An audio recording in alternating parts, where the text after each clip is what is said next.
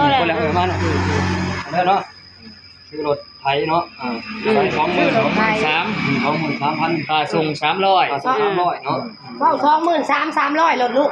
13,300รวมส่งพร้อมส่ง10พัน6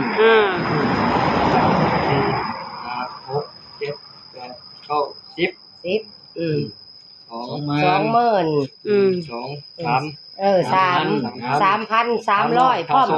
ส่งให้ทางบ่ดีมันแล่นไว้บ่ได้เอาให้เขาใส่เด็ก2เอา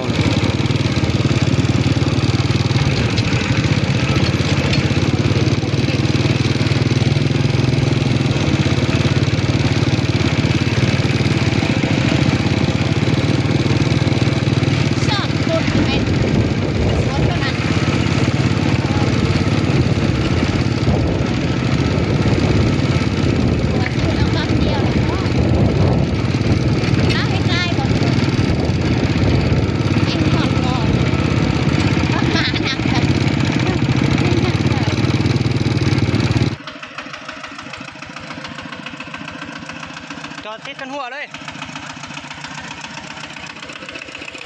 จอดติดกันหัวเลยปะ